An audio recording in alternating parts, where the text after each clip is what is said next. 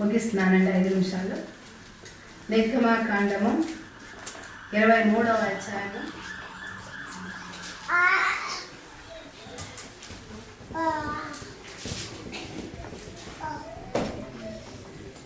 25 నుంచి 31 నేను చదువుతాను. 23, 25 నుంచి 31 వరకు. నీ దేవుడని యెహోవాను సేవింపవలెను. సేవింపవాలంటే ఆయన పని చేయాలి, సేవించాలి. మీరు సేవించినందువలన అప్పుడు ఆయన మీ ఆహారమును మీ పానమును దీవించును. ఇవన్నీ బ్లెస్సింగ్స్, 14 బ్లెస్సింగ్స్ ఉన్నాయి ఇక్కడ. నీ ఆహారమును నీ పానమును దీవించును. నేను నీ మధ్య నుండి రోగమును తొలగించదును. కడుపు దిగబడినదియు గొడ్డదియు నీ దేశంలోనూ ఉండదు. నీ దినముల లెక్క సంపూర్తి చేసేదను. నిన్ను బట్టి మనుషులు నీకు భయపడినట్లు చేసేదను. నేను కంట్రీకి వచ్చిన కొత్తల్లో జాబ్ అంటే భయం. అసలు మామూలుగానే నల్లోళ్ళంటే భయం. నల్లోళ్ళతో జాబ్ అంటే మరీ భయం. వాళ్ళు ఏంటంటే ఇట్లా మనుషులు పట్టినారంటే ఎత్తాటి పడేస్తారు. నాకు అసలు నేను ఇలా పట్టుకోవడమే అతి సున్నితం. నేను వాళ్ళు ఎత్తట పడేసేది చూసేస్తే వాళ్ళని చూస్తే అమ్మో ఇరిగిపోతాయేమో బోన్స్ అనంత భయం. వాళ్ళు నోరు తెరిస్తే వణుకు. వాళ్ళు నోరు తెరిస్తే నన్ను ఇది చిన్నప్పుడు హిడింబి సిడింబి కథలు గుర్తున్నాయండి. వీళ్ళ దగ్గరకు వస్తారనమాట. అది శ్రీకృష్ణ కథలు చదివేటప్పుడు హిడింబి రాక్షసి, ఆ రాక్షసి, ఈ రాక్షసి వచ్చిందని చెప్తా ఉంటారు. వాడు బొమ్మలు కూడా చదువుతున్నాయి. నాకు వాళ్ళే గుర్తొచ్చేవాళ్ళు. వాళ్ళని చూసినప్పుడల్లా ప్రభు నిద్రలా కానీ వాళ్ళ జాబ్ ఉందని కానీ నాకు నోటికి వచ్చేది. అబ్బో ఆ హిడింబిలి సిడింబిలి చూడాలా ప్రభా, భయమేసేది నాకు. ఎందుకంటే వాళ్ళ నోటికి నేను భయపడేదాన్ని. మనమేమో సున్నితంగా చిన్న చిన్నగా మాట్లాడతాం ఇండియాలో. వాళ్ళు కళ్ళు పరిచారంటే వణుకు వచ్చేస్తారు అనమాట. ఎందుకు కలుస్తున్నారో తెలియదు. కానీ వాళ్ళ లాంగ్వేజ్ తర్వాత 1 year 2 years అంత నాకు అర్థమైంది. వాళ్ళ విధానమే అంటారు, వాళ్ళ కల్చరే అంటారు అర్థమైంది. ఇప్పుడు అలవాటైంది. వాళ్ళని ఎలాగ డీల్ చేయాలో కూడా నేను నేర్చుకున్నాను. దేవుడు నామస్తోత్రం. దేవుడు నమ్మకస్తుడు. దేవుడు దీర్ఘదేవుల వాళ్ళు, వాళ్ళ దగ్గర మనం పోలేము అని 10 మంది చెప్పిన సాక్షులాగా నేను కూడా సాతాను రోజు బెదిరించేది. నీవు ఉద్యోగం చేయలేవు, ఈ లండన్ లో ఉండలేవు అని. ఉద్యోగం చేయకుండా లండన్ లో ఉండకుండా నేను థియాలజీ ఎలా చదవగలను? నేను ఉద్యోగంలో చదవాలి, నేను లండన్ లో ఉండాలి, నేను థియాలజీ చదవాలి. ఆ పెద్ద పెద్ద అడగలిగినటువంటి ద్రాక్ష పండ్లు, దానిమ్మ పండ్లు నేను తినాలి, తీరాలి. 10 మందిలో నేను వెనక్కి ఎందుకు పారిపోవాలి? నేను డీల్ చేయాలి నల్లోడని. దేవునామ స్తోత్రం. నల్లోడిని డీల్ చేయడమే కాదు, నల్లోళ్ళ మధ్య నేను 3 years చర్చిలో ఎల్డర్గా పనిచేశాను. నేను నా మహిమ కలిగిన కాదు. ఆ నల్లోళ్ళ నన్ను హక్ చేసి అయ్యో సొలుమి హలో హయో హయో అనేటటువంటి స్థితిలో దేవుడు నన్ను మార్చారు. వాడగా నన్ను మార్చారు. దేవుడు నా మహిమ కలిగిన కాక. కనుక ఈ మనుషులకు మనం భయపడి పారిపోవడం లాభం లేదు. వాళ్ళే మన గురించి పారిపోతారు. దేవుడు నా మహిమ కలుగును కాక. ఇవన్నీ బ్లెస్సింగ్స్ మనకున్నాయి. మనం దేవుని సన్నిధికి వచ్చినప్పుడు, దేవుని సేవించినప్పుడు ఈ బ్లెస్సింగ్స్ 25 నుంచి నన్ను బట్టి మనుషులు నీకు భయపడినట్లు చేసేదను. నీవు పోయి సర్వ దేశముల వారిని ఓడగట్టి నీ సమస్త శత్రువులు నీ ఎదుట నుండి పారిపోనట్లు చేసేదను. మరియు పెద్ద కందిరీగలను నీకు ముందుగా పంపించదను. ఇది నాకు చాలా సంతోషకరమైన విషయం. ఇది పెద్ద కందిరీగలు. కందిరీగ ఎంత ఉంటుందండి? చిన్నదే కందిరీగ. కానీ ఒక్కసారి ముఖం మీద పుట్టిందంటే దాని యొక్క పెద్ద పని తెలుస్తుంది. అంతే కదా? మన దేవుడితో మనతో ఉన్నప్పుడు నీకు వ్యతిరేకంగా నిరూపింపబడిన ఏ ఆయుధమో వర్ధిల్లదు. ఎందుకు వర్ధిల్లుతుంది? కందిరీగలు తప్పకుండా దేవుడు పంపిస్తాడు. మనం ఆయనతో ఉన్నప్పుడు తప్పకుండా దేవుడు కందిరీగలు పంపిస్తాడు. దేవుడు నామ స్తోత్రం కలుగును గాక. నీవు మరియు పెద్ద కందిరీగలను నీకు ముందుగా పంపించదును. అవి నీ ఎదుట నుండి హివ్వీలను, కానానీయులను, హిత్తీయులను వెళ్ళగొట్టును. దేశం పాడై అడవి మృగములు నీకు విరోధముగా విస్తరింపుకుండునట్లు వారిని 1 సంవత్సరంలోనే నీ ఎదుట నుండి వెళ్ళగొట్టును. నువ్వు అభివృద్ధి పొంది నీ దేశంలో స్వాధీనపరచుకునే వరకు, ఈ వాక్యం చూడమ్మా, నీవు అభివృద్ధి పొంది నీ దేశంలో స్వాధీనపరచుకునే వరకు క్రమక్రమముగా వారిని నీ ఎదుట నుండి వెళ్ళగొట్టేదను. ఎవరు కూడా ఆధారపడద్దు. నేను ఎందుకు ఈ యొక్క వీక్నెస్ లో నుంచి ఓవర్కమ్ చేయలేకపోతున్నాను? నేను ఎందుకు ఈ యొక్క బలహీనతని మానుకోలేకపోతున్నాను అని అధైర్యపడద్దు. నువ్వు రోజు దేవుని ఒక వాక్యాన్ని చదువుకుంటూ దేవునిలో ప్రార్థనలో నడుస్తూ ఉన్నప్పుడు క్రమముగా నీలో ఉన్నటువంటి వెలుగు ఎక్కువైపోయి చీకటి పారిపోతుంది. దేవుని నామమునకు మహిమ కలుగును గాక. ఎవరు అధైర్యపడకూడదు.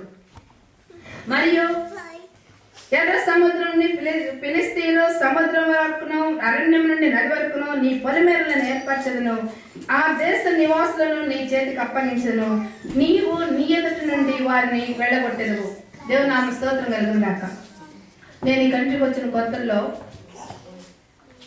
మా జాబ్ ఏరియా నుంచి నేను ఒక్కదాన్ని వస్తున్నాను. ఇద్దరు పిల్లలు స్కూటర్ లాంటి దాన్ని వేసుకొని స్పీడ్గా వచ్చారు. ఎవ్వరు లేరు, కనుచూపు మేరలో ఎవ్వరు లేరు ఆ ఏరియాలో. నేను ఒక్కదాన్నే నడుస్తున్నాను. ఇళ్ళ నుంచి ఎవరు బయటకు రారు కదా. ధన్మని వచ్చి నా ముందు ఇద్దరు ఆగారు. ఏం జరుగుతుందో నాకు తెలియదు. నేను స్ట్రైట్గా అలర్ట్గా అటెన్షన్ పొజిషన్లో నిలబడిపోయాను. ఒకడు దిగి స్పీడ్గా నా దగ్గర వచ్చి ఇంత దగ్గర నిలబడ్డాడు. ఇంకోటి నన్ను అలాగే చూస్తూ ధన్మని ఎందుకు స్టార్ట్ చేశాడో తెలియదు, వాడు స్టార్ట్ చేసుకుని వెళ్ళిపోయాడు స్కూటర్. ఇంకొకడు ఇంత దగ్గరకు వచ్చి ఇలాగ చూస్తున్నాడు. నేను అలాగే చూశాను. ఏమైందో నాకు తెలియదు. వాడు నన్ను చూస్తున్నాడు, నేను వాడిని చూస్తున్నాను. నాకు షాక్ అవ్వలేదు, ఏమైందో నాకు ఏమీ తెలియదు. అలాగే చూసాడు. వాడు నన్ను ఇలా చూసి ఇక పరిగెత్తాడు. ఎంత స్పీడ్గా పరిగెత్తాడు. ఏమైంది వీడికి, ఎందుకు ఇలా పరిగెత్తున్నాడు? నాకు అప్పుడు ఏంటి, నేను నిలబడిపోయిన దాన్ని కొద్దిసేపు నాకు షేకింగ్. నేను ఓకే అనుకున్నాను అనమాట. నేను అలా చూసుకుని ఎందుకు వీడు పరిగెత్తుతున్నాడు, వాడెందుకు పరిగెత్తాడు, వీడెందుకు పరిగెత్తాడు, అసలు దిగి నా దగ్గరికి ఎందుకు వచ్చారు? నేను ఎప్పుడో మాట చెప్పుకుంటాను, ప్రభా నీ ముఖ కాంతి నా మీద ప్రకాశించి, నేనెక్కడున్నా నీవెప్పుడూ నాతో ఉండు. అప్పుడు నేను అనుకున్నాను, వాడు నా మొక్కల్లో చూసి ఎందుకు అట్లా భయపడ్డాడు? నా మొక్కలు ఏం లేదు కదా. నా మొక్కలు ఈరోజు ఉన్నావు. నీ ముఖ కాంతి నా మీద ప్రకాశింప చేసినందువల్ల వాడు పారిపోయాడు. దేవుని అమ్మాయి కలుగును గాక. అదే ఏరియాలో ఎంత చీకటి ఉన్నా కూడా 5 ఏళ్ళ నుంచి అక్కడే జాబ్ చేస్తున్నాను. ఎవరికి దేవుడు అధికారం లేదు. దేవుని నామకు మహిమ కలుగును గాక. మనం ఈ దేశ వస్తువుల గురించో, నల్లాళ్ళ గురించో, దొంగల గురించో భయపడాల్సిన అవసరం లేదు. దేవుడు మనతో ఉన్నారు. ఈ బ్లెస్సింగ్స్ అన్ని మనతో ఉన్నాయి. దేవుని నామకు మహిమ కలుగును గాక. ఇప్పుడు మరలా ఒకసారి మొదటి భాగమైనటువంటి మన మాట మరలా చదువుకుందాం. దినవృత్తాంతములు చదవమ్మా. 20:29-11. నా కుమారులారా, తనకు పరిచారకులైండి దీపం వేయుచుండుటకును, తన సన్నిధిని నిలుచుటకును, తనకు పరిచర్య చేయుటకును యెహోవా మిమ్మల్ని ఏర్పరచుకుని గనుక మీరు అశ్రద్ధ చేయకుడి. ఇప్పుడు అసలు పాయింట్కి వస్తున్నాం. మీరేం చేయొద్దు, అశ్రద్ధ చేయొద్దు. ఈ వారం కాకపోతే నెక్స్ట్ వీక్ పోదాంలే. ఈ పొద్దున్న నుంచి పని చేసి వచ్చాను కదా, రాత్రి నైట్ డ్యూటీ చేసి వచ్చాను కదా, ఈ వీక్ వద్దులే, నెక్స్ట్ వీక్ పోదాం. ఒక్కటే గుర్తు పెట్టుకోండి, ఎప్పుడు కూడా మన ఇంట్లో మన సిటీ ప్లేయర్స్ లేకుంటే హోమ్ థియేటర్ 1 వారము 2 వారాలు ఇలా తొడవలేదనుకోండి, ఇక్కడ డస్ట్ లేదు కదా, ఈ కంట్రీలో డస్ట్ లేదు. కానీ 2 వారాలు మీరు తొడవకుండా పరిశీలించి టెస్ట్ చేసి చూడండి, తప్పనిసరిగా అది డస్ట్ పట్టుంటుంది. ఎక్కడి నుంచి వచ్చిన డస్ట్? లాస్ట్ వీక్ మనం చెప్పుకున్నాం. నిద్రించుచుండగా సాతాను ఏం చేస్తాడు? గురుగులు నాటిపోతాడు. మన హృదయ తలంపుల్లో గురుగులు వస్తాయి. కనుక ఎప్పటికప్పుడు మనము దేవుని సన్నిధికి వచ్చి దేవుని ఏం చెప్తున్నారో మనం నేర్చుకొని దాన్ని ప్రాక్టీస్ చేసి ఈ లోకంలో ఈ ఆశీర్వాదాన్ని పొంది, ఇప్పుడు మనం చదువుకున్నాం ఆశీర్వాదాలు, ఈ ఆశీర్వాదాన్ని పొంది పరలోకంలో మన నిమిత్తం సిద్ధపరిచినటువంటి ఆయన మన కోసం ఏర్పాటు చేసినటువంటి ఆ ఇంట్లో ఉంటూ, ఆ ద్రాక్షారసాన్ని తాగుతూ, ఆ రొట్టెలు తింటూ, ఆ యొక్క జీవవృక్ష ఫలాలతో మనం నిత్యము జీవించాలని దేవుని యొక్క ఆశ అయినది, దేవుని యొక్క ప్లాన్ అయినది. దేవుని ఆ మహిమ కలుగును గాక. అశ్రద్ధ చేయకుండా మనము దేవుని సన్నిధికి విలువనిచ్చి, విలువ పెట్టి కొనబడినటువంటి మనము దేవుని సన్నిధిని విలువనిచ్చి ప్రతి వారం కూడా, ప్రతిరోజు కూడా దేవునితో మనం గడిపేవారుగా దేవుడు మనం మార్చినట్లుగా, దేవుడు మనకు సహాయం చేయనట్లుగా దేవునికి కృతజ్ఞతలు చెల్లిస్తాం. తండ్రి, మీ పాదముల స్తోత్రములు ప్రభా. ప్రభు, మేము ఈ పాటి వారం తండ్రి, అజ్ఞానులము వెది వారిని నీ అమూల్యమైన నీ యొక్క వాక్యాన్ని ఆలోచించి పనికిరాని మమ్మల్ని యోగ్యులుగా నిలబెట్టిన నీ మా భాగ్యం ఎంత గొప్పదినైనా, ఈ ధన్యత ఎంత గొప్పదినైనా, ప్రతి బిడ్డ నా ప్రభా, ఇక్కడ చేర్చిన ప్రతి బిడ్డ అతి శ్రేష్టమైనటువంటి యోగ్యత కలిగినటువంటి బిడ్డలు నా ప్రభా.